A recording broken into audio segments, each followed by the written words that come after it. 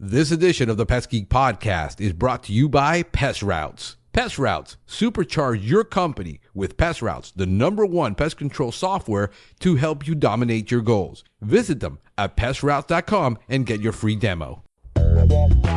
Pull out your hose and grab your can. We're about to integrate another Pest Geek Podcast. Hi, everybody. Frank Hernandez here, and welcome to the Pest Geek Podcast, bringing you the latest information on pests, products, and politics from today's leading industry sources to help you start, manage, and grow your pest control business.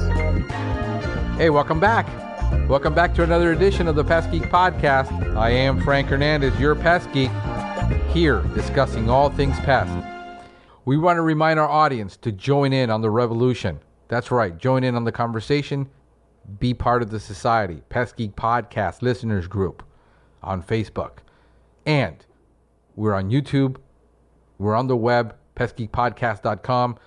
Check out there the notes, everything that we put into the podcast. They're all on there. And here is Stephen Van Tassel with today's topic. Thanks, Frank. Stephen Van Tassel here, wildlife control consultant, bringing you another episode of Living the Wildlife. Wanted to talk today about how to handle difficult jobs. Jobs where you're just not sure what exactly is going on at that particular situation that you've been hired for.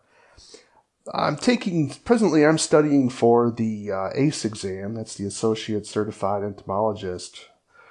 And so one of the things that they said there was they said that the inspection is the backbone of integrated pest management. And I couldn't agree more because I love inspection. I'm a big fan of learning how to identify sign, because if you don't know what you're dealing with, you could be spending a lot of time, wasting a lot of time unnecessarily to try to resolve the client's problem. And so those of you who deal with bugs, of course, know this is important. If you don't identify that ant properly, you might be baiting for an ant, putting bait out for an ant that ant's not going to eat it because you misidentified that particular ant. So inspection is critical, important. I think it's even more critical for people involved in wildlife control, because wildlife control automatically is such a time, labor-intensive job, because we don't have many pesticides that are able to do work away while we're away. And plus we have to come back and check traps and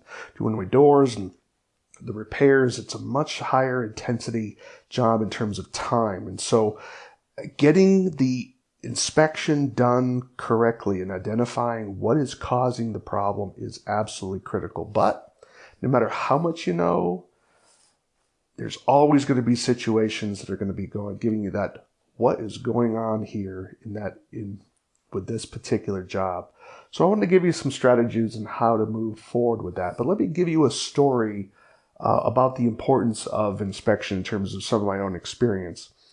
I was early in my wildlife control work back in Springfield, Massachusetts, and I was coming out to a client. And the client kept saying he heard scratching sounds or noises above his walk-in closet. And so he had a cedar closet there, and so he was hearing noises, and I'm inspecting the house. I didn't do a big inspection of the property, but I'm looking at the house, and I noticed there's a large opening at the attic, and I figured, it's got to be squirrels. So I'm setting my traps up, and I said I'll be back the next day. I lived in a state where you couldn't let the client check the trap. Your eyeballs had to check it every day. So, it adds up if you're seeing empty traps, because at the time I was charging by the animal. So I come back the next day fully anticipating that I'm going to be catching some squirrels, and lo and behold, the traps are empty. And so I go the next day, first day, no big deal. So I come back the next day, and sure enough, there's still nothing caught.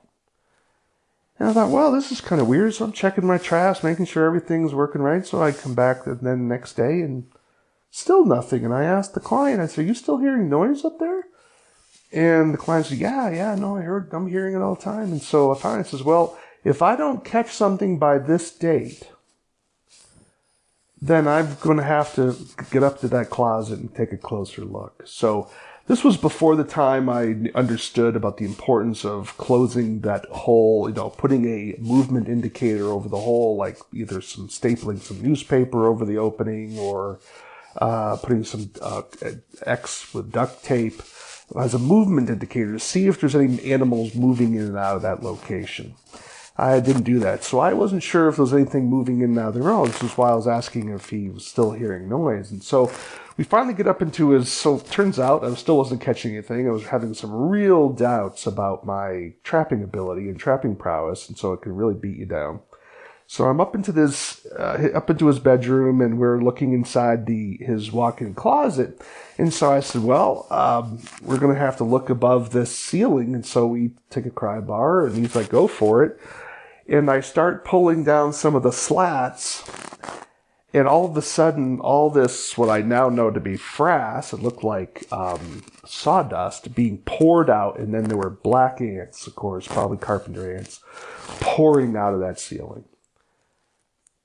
So it turns out that what he was hearing was a carpenter ant nest above his walk-in closet.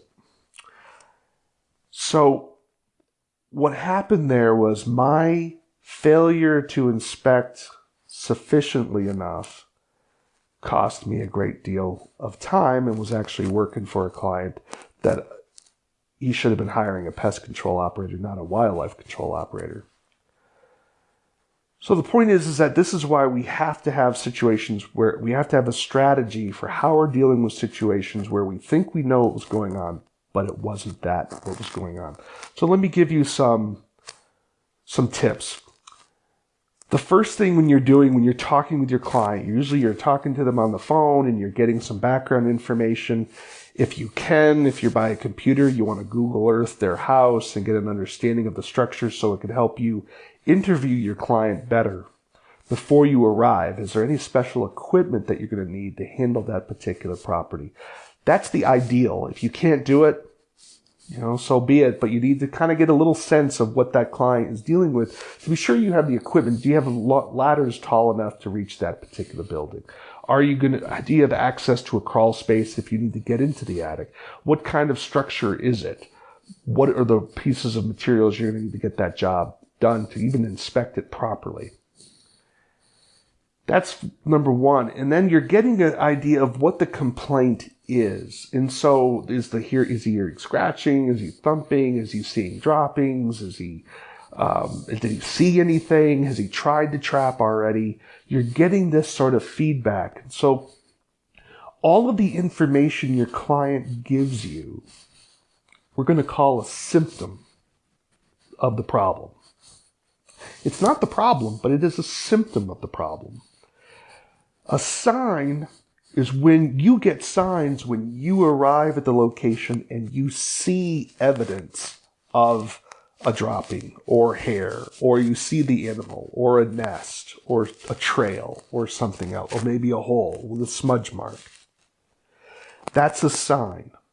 So signs are objective. They are definitively there. Symptoms are subjective. It's what the client is telling you, but that you aren't necessarily privy to. You don't necessarily know what he heard. He is telling you what he heard as good as he can.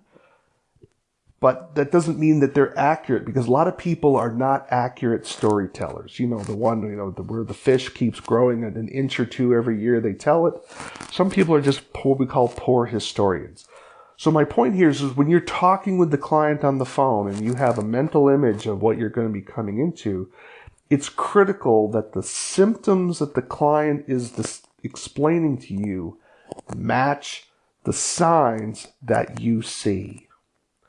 When you see a broad divergence, that should caution you to be very careful that you're inspecting properly. So when the client is telling you that they think they have a raccoon and you're not seeing any evidence of a hole big enough to allow a raccoon, that should tell you that something is wrong here. That probably, are they really hearing a raccoon, or do they really have a sign of a raccoon that they saw? Or are they misstating it? Is it really just a squirrel that they're going to be having?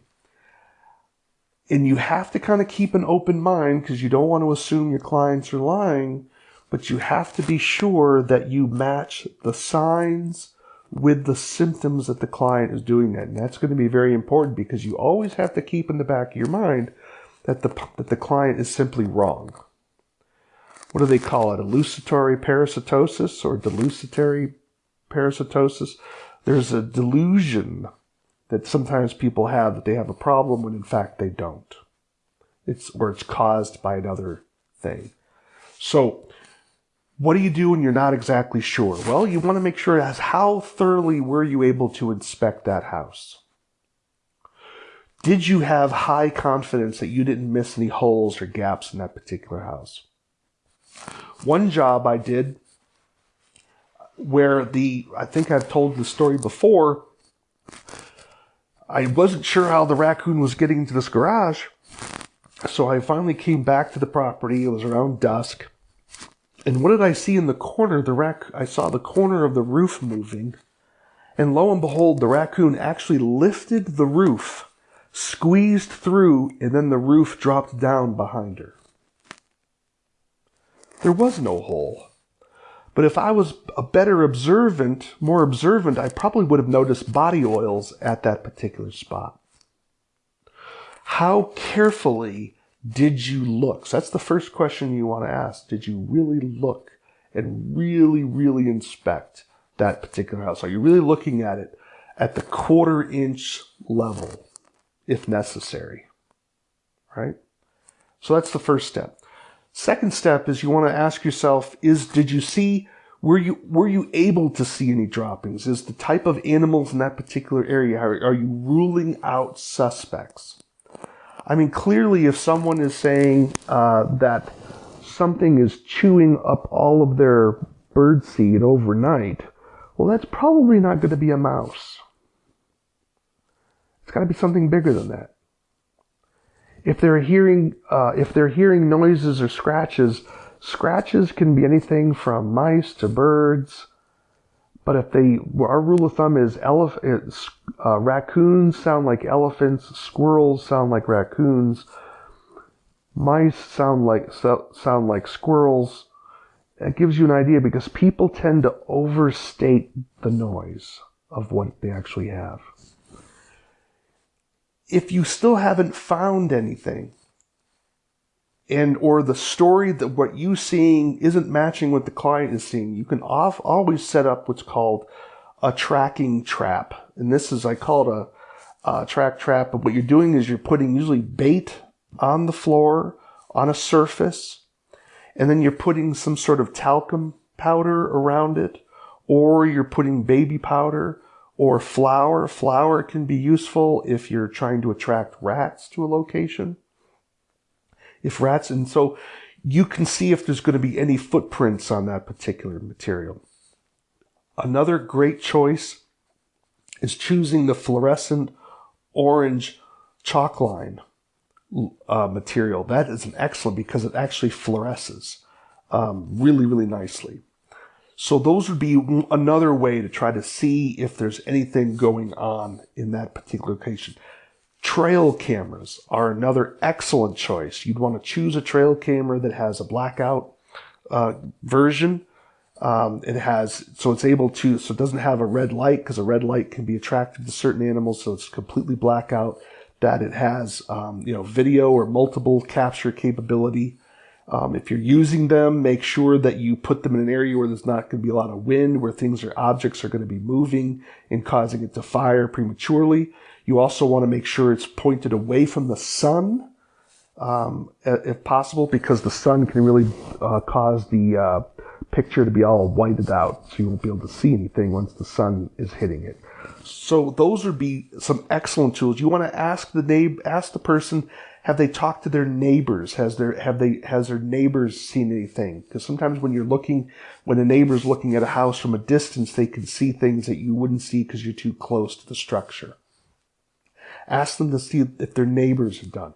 You can sometimes say, you know what, I haven't found anything here, but if the problem continues, I'll return at no setup fee cost, and give them like a week or so, so you can come back. So you're not wasting time at a job doing something where there really isn't anything there to do.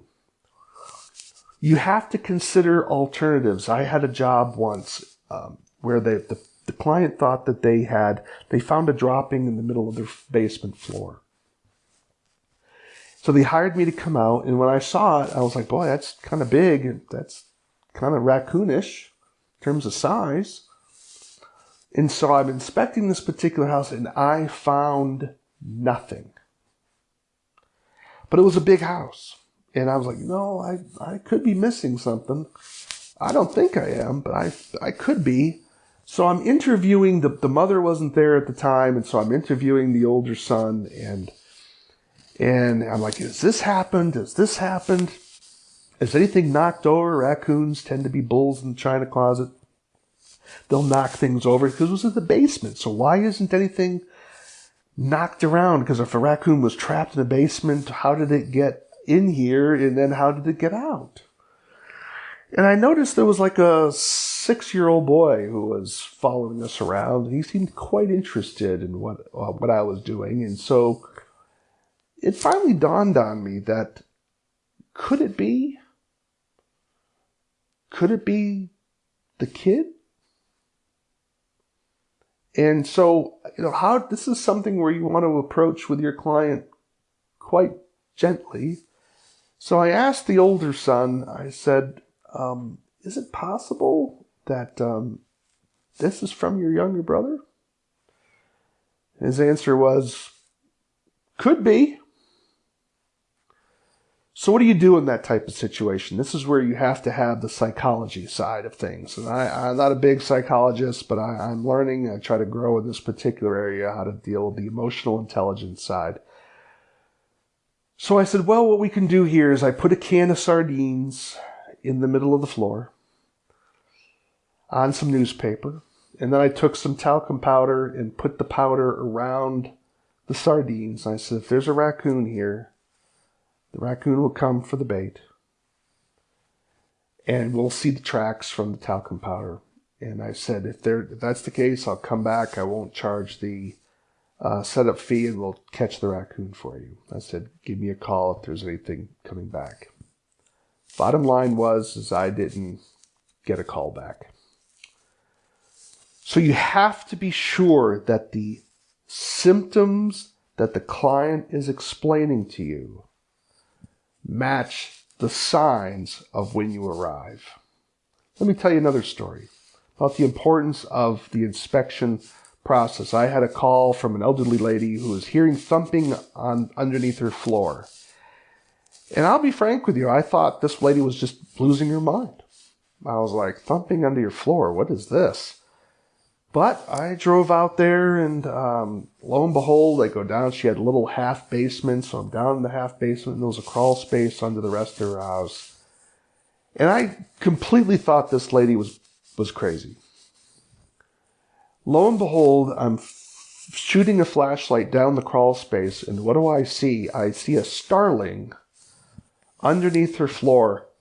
And when the starling saw my light, it flew up and hit her floor, and I could hear the thump myself.